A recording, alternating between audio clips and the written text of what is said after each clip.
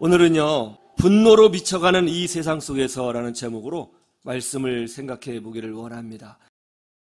분노로 미쳐가는 이 세상 속에서 요즘 상식적으로 이해할 수 없는 일들이 지하철 안에서 끊임없이 일어나고 있습니다.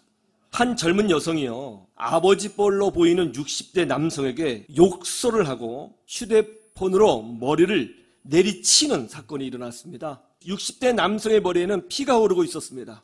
당시 술에 취한 가해자는 지하철 내부에서 돌아다니면서 침을 뱉고 다른 승객들에게 피해를 주고 있었어요. 그러자 60대 어르신이 자중하라고 말을 했는데 분을 참지 못하고 이 여성이 아버지 뻘 되는 분에게 달려들어서 욕을 하고 휴대폰으로 머리를 막 내리쳤다는 거예요. 또 어떤 60대 남성분은요, 이유도 없이 지하철 안에서 소리를 지르고 술주정을 하였습니다. 그때 주변에 있는 사람들이 좀 조용히 하시라고 하니까 분노를 참지 못하고 무차별적으로 사람들을 폭행하는 사건이 일어났다는 거예요. 또 이런 일도 있었죠. 2, 3층이 주차장으로 되어 있는 한 상가 빌딩에서 어떤 사람이 기분이 나쁘다는 이유 하나로 주차장 입구에 차를 버려두고 사라져버린 거예요. 그래서 차가 들어가지도 못하고 나가지도 못하게 되었습니다. 이 사람은 무려 일주일 이상 차를 그냥 방치해 두었습니다. 왜 그렇게 했느냐 물어봤더니 화가 나서 그랬다는 거예요. 화가 나서. 어떤 사람이 운전을 하는데요, 뒤에서 상향등을 딱 켰던 모양이에요. 한번 딱 켰어요. 그러자 왜 나한테 저러지? 그래도 화가 나가지고 그 차를 쫓아가서 받아버렸습니다. 한국 사람들 요새 보면요, 화나 있어요. 왜 이렇게 화가 나 있는 걸까요? 혹시 여러분 중에는 이런 비슷한 분노를 표출하신 적은 없나요? 요즘 한국 사회를 가만히 보세요. 뭔가 알 수 없는 분노로 가득 차 있는 것을 우리가 느낍니다. 조금만 다툼이 일어나도 칼부림이 나고요, 조금만 내 앞길을 막아도 차가 끼어들어도 그 분노를 참지 못합니다. 이 사회가 정말 미쳐가고 있는 것은 아닌가? 이런 것이 여러분 느껴지지 않아요? 원인을 알 수 없는 분노를 품고 사는 사람들이 너무나 많아요. 왜 이렇게 되었을까요? 이렇게 먹고 살기 좋은 나라, 이렇게 부유한 나라, 이렇게 모든 것이 갖추어져 있는 나라, 수도꼭지를 돌리면 1년 내내 따뜻한 물이 나오고 시원한 물이 나오고 손에는 모두 고급 스마트폰을 들고 다니고 고급 차를 타고 다니고 좋은 옷을 입고 다닙니다. 배고파서 먹는 시대를 떠나서 이제 얼마만큼 절제를 해야 하느냐, 이 문제를 갖고 고민하는 이 나라가 되었습니다. 그런데 왜 이렇게 사람들은 분노하고 있는 걸까요? 가정에서도 직장에서도 싸우고 분노하고 소리를 지릅니다. 조금만 뭐가 마음에 틀어지면 분노를 참지 못해요. 악을 씁니다. 왜 이렇게 된 걸까요? 성경에 보면 분노를 이기지 못하고 살인을 저지른 최초의 사람이 등장하죠. 누구죠? 바로 가인입니다. 그는 하나님께 드리는 예배를 하찮게 생각했어요. 그래서 하나님이 그의 예배는 받지 않으셨습니다. 예배를 하찮게 생각하는데 하나님이 그 예배를 받으시겠어요? 그의 동생 아벨의 예배만 연락받으셨죠. 그 모습을 보고 가인이 분노를 참지 못했습니다. 화가 났어요. 동생을 쳐 죽였습니다. 왜 이 세상 사람들 마음에, 지금 이 한국 사회에 정말 많은 사람들이 분노를 품고 사는 것일까요? 성경은 사람이 하나님으로부터 멀어질 때에 분노에 빠진다고 말씀하고 있어요. 하나님을 떠나면 감사도 잃어버리게 됩니다. 감사가 떠나면 그곳이 빈 공간으로 남아있는 것이 아니라 그 빈 공간에 분노가 채워지게 된다는 거예요. 이와 같이 분노로 미쳐가는 이 세상 속에서 어떻게 우리는 이 분노의 세상에, 이 세상의 조류에 끌려가지 않고 우리는 우리의 마음을 지키면서, 다 세상 사람들은 분노하고 작은 것에 그 분노를 표출한다 할지라도 우리만큼은 어떻게 거기에 빠지지 않고 감사하며 살 수 있는가? 오늘 이 부분을 놓고 여러분 고민해 봤으면 좋겠어요.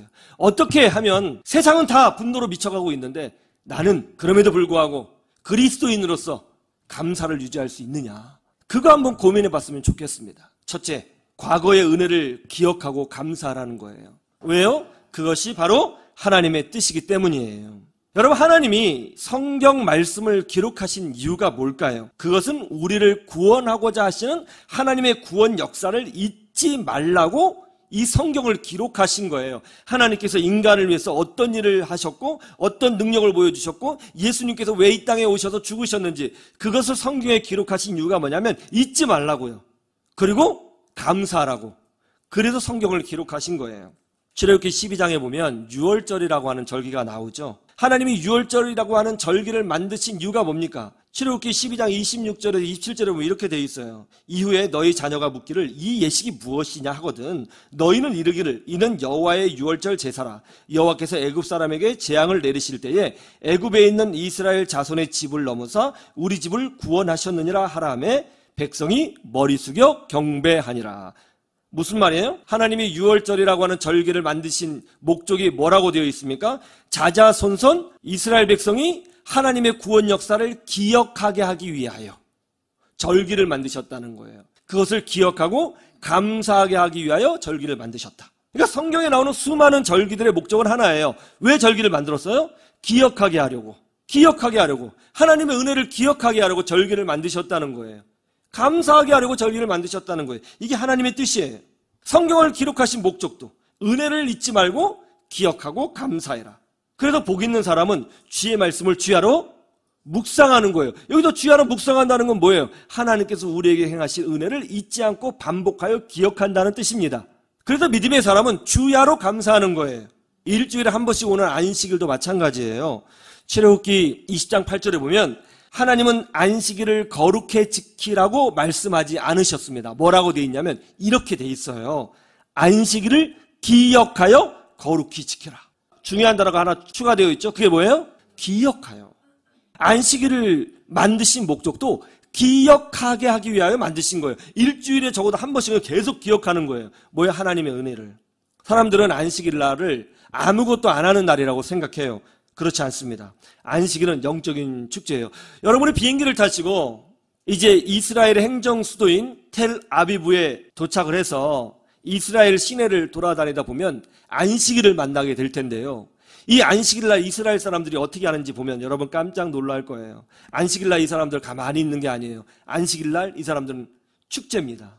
기쁨의 축제예요. 집에서 막 노래 부르고 찬양 부르고 막 애들하고 어른하고 막 춤을 춰요. 춤을 춥니다. 그리고 하나님께서 자기 민족을 선택하신 것에 대해서 감사를 할 수 있는 한 최대한 해요. 그래서 이스라엘 사람들은요, 적어도 일주일에 한 번만큼은 엄청난 감사를 표현해요. 이게 안식일이에요. 우리가 분노로 미쳐가는 이 흐름 속에서 쓸려가지 않고 마음의 중심을 지키고 감사할 수 있는 힘은 뭔가? 우리는 어떻게 세상 사람들과 다른 방식으로 살아갈 수가 있는가? 그것은 하나예요. 주의 은혜를 잊지 않고 기억하는 거예요. 여러분 어린 시절, 청소년 시절에 수련회 가본 적 있죠? 거기서 은혜 받은 적 있어요? 팍 울면서 기도한 적이 있어요? 성령 체험한 적 있어요? 그거 잊지 말고 기억하라는 거예요. 나의 가정을 회복시켜 주신 하나님을 경험하신 적 있습니까? 자녀를 위해서 기도했는데 하나님이 응답해 주신 적이 있습니까? 또 기타 특별한 기도 응답의 체험이 있어요? 그거 잊지 말고 기억해야 된다는 거예요. 반복적으로 그런 좋은 기억을 나눠야 된다는 거예요. 주변 사람들에게 말해야 되는 거예요. 여러분 자녀들 신앙교육 가장 잘할 수 있는 방법이 뭔지 아세요? 하나님이 우리 가정에 베풀어 주신 많은 은혜들을 적어놨다가 자녀들에게 말해주는 거예요. 알려주는 거예요. 그냥 교회 다니지 말고 하나님이 내게 주신 응답들을 반복적으로 알려주세요. 일주일에 한 번씩 이스라엘 민족처럼. 그래야 우리 자녀들이 야 하나님 좋으신 분이시구나 이거 알지 않겠어요? 왜 침묵하시는 거예요? 왜 가만히 있어요? 왜 교회 다니면서 세상 사람들하고 똑같이 분노에 끌려 사시는 것입니까? 뭔가 분노가 있죠 여러분 마음에. 지금 딱 보니까 그래요 얼굴에. 뭔가 분노가 있어요. 그 분노가 어디서 시작된 거예요? 왜 화를 내야 되는 건데요? 그것이 여러분에게 유익한가요? 그게 여러분 가정에 유익해요? 주변 사람들에게 유익합니까? 그것이 하나님의 기쁨이 될까요? 아무것도 유익하지 않아요. 도움이 되지 않아요. 여러분 삶에도 자녀에게도 가정에도 이웃에게도 하나님에게도 하나도 도움되지 않아요. 그런데 왜 분노하고 사시는 거예요? 우리가 감사를 잃어버리면 우리는 끊임없이 분노에 휩쓸려 가요. 그래서 순간순간 누군가를 원망하고 할 수 없다고 하는 부정적인 생각에 빠지게 되고 너무 쉽게 남을 미워하고 정죄하고 판단해요. 평가합니다. 그리고 그 분노의 마음을 이기지 못하고 주변 사람들에게 언젠가는 마음에 쌓여있는 분노를 폭발시키게 돼요. 자기도 모르게 그냥 그렇게 나오는 거예요. 이런 모습을 하나님이 기뻐하실까요? 이것이 누구에게 유익이 되겠습니까? 당회를 하는데 우리 장로님이 그런 간증을 하시더라고요. 교회 개척 때부터 지금까지 돌이켜보니까 모든 순간이 다 기적인 것 같다고 그렇게 고백하시더라고요. 가만히 생각해 보니까 정말 그래요. 우리 교회 개척할 때를 한번 생각해 보세요. 예배할 예배당도 없어 방황했습니다. 함께 모여 성경 공부할 장소도 없었습니다. 지금 보세요. 부족함이 없어요. 다 하나님께서 놀랍게 채워주셨습니다. 정말 희망을 노래하는 교회가 계속 전진할 수 있을까? 걱정했어요. 두려워했어요.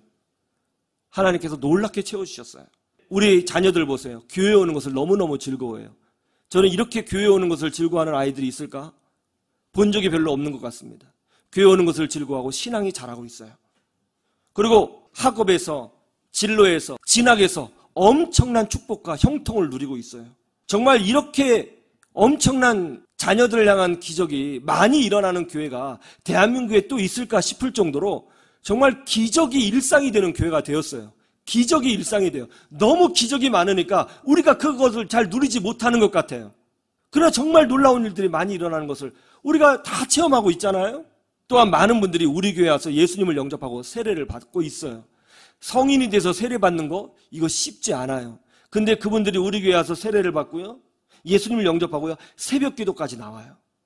이런 놀라운 역사들이 지속되고 있습니다. 기도할 때마다 많은 분들이 질병의 치유를 받았다고 간증을 하고 있습니다. 최근에도 또 어떤 분이 치유를 받았어요. 정말 놀라운 역사예요. 성령의 기름 부으심이 경험되고 있습니다. 은사를 사모하는 분들이 은사를 체험하고 있고, 방언 같은 이런 은사들을 많은 분들이 지금 참 많은 분들이 급속하게 경험하고 있어요. 성령이 함께 하시는 것이 경험돼요. 얼마나 이 놀라운 일이에요. 우리가 감사를 잃어버리면 안 되겠습니다. 하나님께서 주신 은혜와 축복이 너무 많아서 그것이 일상처럼 여겨진다고 할지라도 그래도 우리는 거기에 휩쓸려 가지 말고 하나하나를 기억하면서 감사하는 믿음의 사람이 되어야 할 줄로 믿습니다. 이런 거를 자꾸 나눠야 돼요. 침묵하면 안 돼요. 침묵도 죄라는 거 여러분 아세요? 나눠야 되는 것입니다. 기독교 신앙은요, 나누는 거예요. 전파하는 거예요. 전하는 거예요. 그럴 때 우리는 분노로 미쳐가는 이 세상 가운데 끌려가지 않고요, 세상 사람들은 분노할지라도 우리는 그 안에서 기뻐하고 감사하는 사람으로 그 믿음의 중심을 지키며 살아갈 수가 있게 되는 거예요. 최근에도 참 감사한 일이 있었습니다.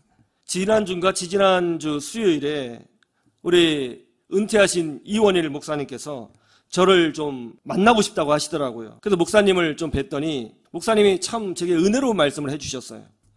목사님, 제가 새벽 기도를 하는데 목사님께서 말씀하시기를 1인당 100만 원씩 헌금하면 우리 교회가 상가교회를 벗어날 수 있고, 1인당 200만 원씩 헌금하면 좋은 곳으로 갈 수 있고, 1인당 300만 원씩 헌금하면 더 좋은 곳으로 갈 수 있다고 하셨는데, 아, 그렇구나 하고 그냥 집에 갔습니다.